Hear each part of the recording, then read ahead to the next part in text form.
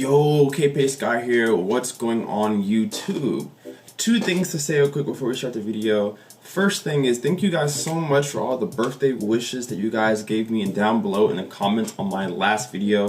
This is one of my best birthdays that I ever had. Thank you so much to those who gave out some donations to me just to help me out with YouTube, just to be nice, just to give a gift for my birthday.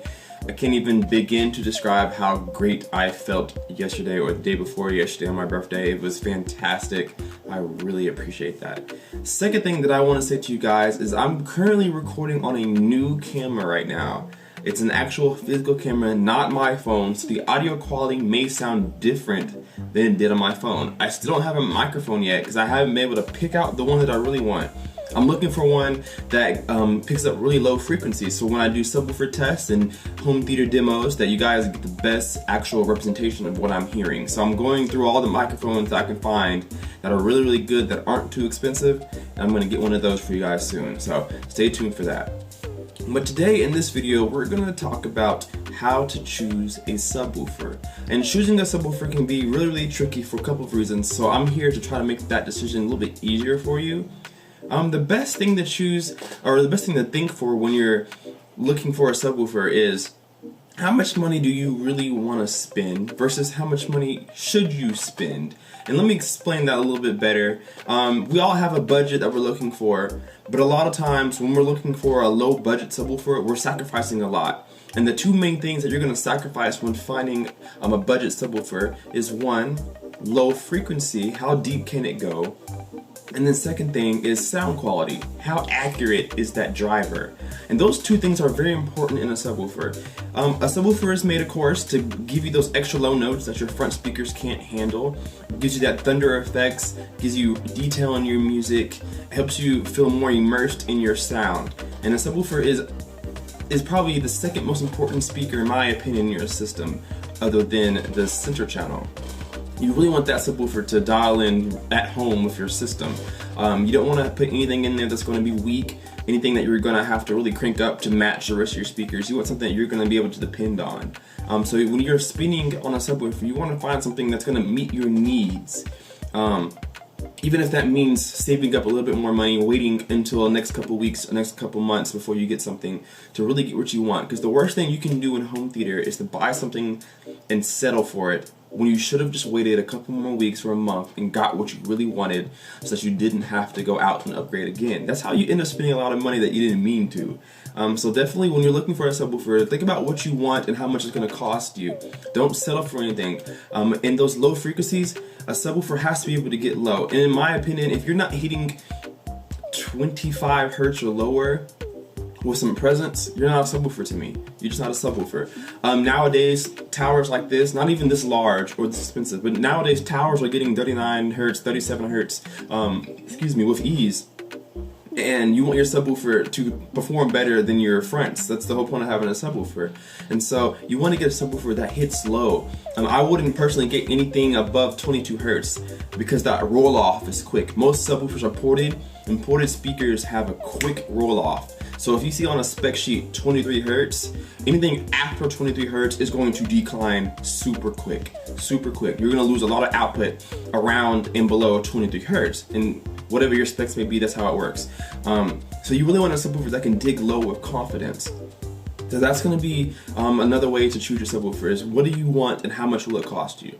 Another way to choose your subwoofer is how big is your room? How big is the space that you're going to be putting it in? You're going to want a pretty sizable subwoofer for a pretty sizable room.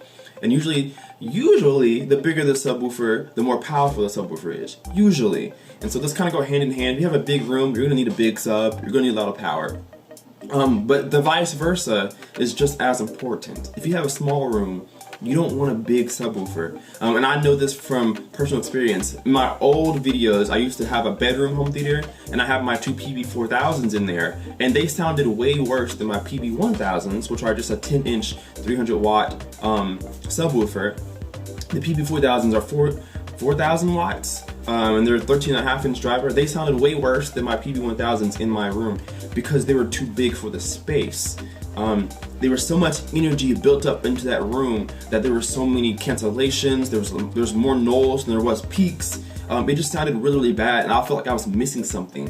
When I brought them into this living room and I had a space for them, they really opened up. I hear frequencies that I've never heard before out of these subwoofers, and it's almost like getting new subwoofers, just changing their location. So when you're getting a new subwoofer, you have to make sure that you cater it to the room that you're in. If you're in a small room, you don't need a 12-inch. You need two 10s. You need a way of two 8s. 10 inches and 8 inches, they get pretty low nowadays. My SVS PB1000s got down to 17 hertz convincingly, and they're a 10-inch driver, and they sounded perfect. 720 watts peak, so they had some pretty good power behind them. So when you're looking for a subwoofer, you have to make sure you're putting it in a space that makes sense, because if not, you're going to regret the subwoofer you choose, and again, you're going to have to upgrade, spend more money. So that's another way to choose your subwoofer. I would also say the next way to choose your subwoofer is, what are you going to be listening to? Are you primarily music? Are you primarily movies? Are you more 60% movies, 40%, vice versa? You know, what are you listening to? Different subwoofers are good at different things. So we have ported subwoofers and we have sealed subwoofers. Sealed subwoofers are more notorious for their music, because having a sealed box means your roll-off is a lot flatter. You don't have a deep curve at the end of your low frequencies. It's more of a gradual roll-off. Also, it's much more tighter.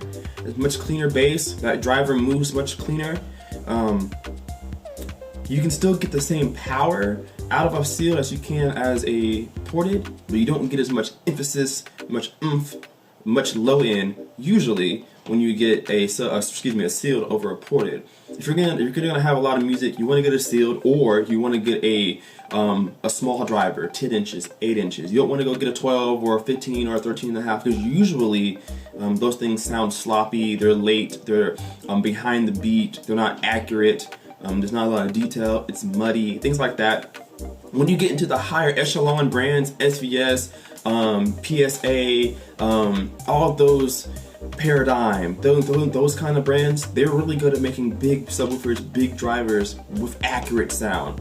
They're really good at that. So if you're willing to spend that kind of money, then you can get a big subwoofer, a big ported subwoofer, and still get some accuracy out of it. You're gonna have issues with drop-off, with roll-off at the end of the spectrum, but you're gonna have a good, powerful subwoofer. So that's another way. If you're going to listen to music, you need sealed. If you're gonna have a little bit of both, ported would be your best bet. Nowadays, people are having port tuning, so you can plug the ports. So if one day you want to listen to music, you can plug those ports up and have a sealed box. And then if you want to open them up and have a movie night, then you can take out those phone plugs and listen to it at full output, full power. So they're very versatile nowadays. My PB4000s are that way. I know there's a lot of other companies who do that, where you can plug and tune your ports to cater to whatever you're going to be listening to. So it's super efficient, super nice. So those are just small things to think about whenever you're getting a subwoofer.